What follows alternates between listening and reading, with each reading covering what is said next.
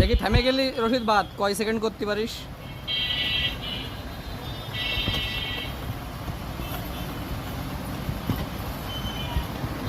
দেখা যাক কত সেকেন্ড সে কন্টিনিউ করতে পারে। এটা এক সময় কিন্তু থেমে যায়, ব্রেক হয়ে গেলে হবে না। আমি হয়তো রশিদের সাথে পারবো না, কিন্তু রশিদ কিন্তু চ্যালেঞ্জে এগিয়ে যাচ্ছে। অনেক ভালো পারফরমেন্স করছে রশিদ ইতিমধ্যেই। কিরে ভাই, কন্টিনিউ করেই যাবে নাকি? বুঝলাম না বিষয়টা। না ছেড়ে দিবি কেন? চাচ্ছি তুই কন্টিনিউ কর। একটা দারুণ একটা এক্সপিরিয়েন্স হচ্ছে আমার। আমি ভেবেছিলাম যে এটা হয়তো অল্প সময়ের মধ্যে মানে শেষ হয়ে যাবে, কিন্তু তুই তো অনেকক্ষণ ধরে করতেছিস। এটা আমি বেশিক্ষণ করতে পারবো না। না ভাই, হার মানিছি। তারপরেও তুই ভাই কন্টিনিউ কর, শেষ করিস না। বলিস না যে ভাই আপনার জন্য ছেড়ে দিলাম।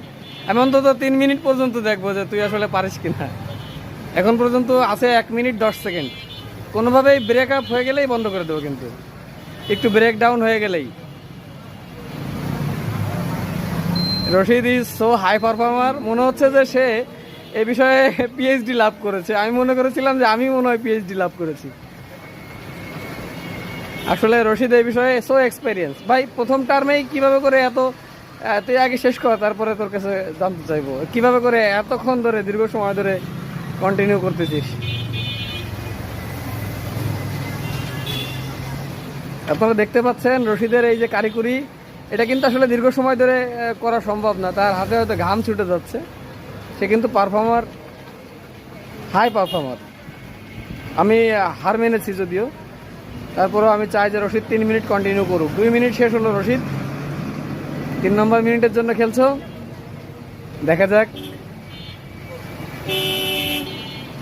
আমি কিন্তু ভাই এতক্ষণ ধরে পারবো না, আমি জানি। এরপরে নিয়ম করে দিতে হবে যে এই গোলের বাইরে দাগে লাগলে বাদ, তা নাহলে রশিদকে থামানো যাবে না।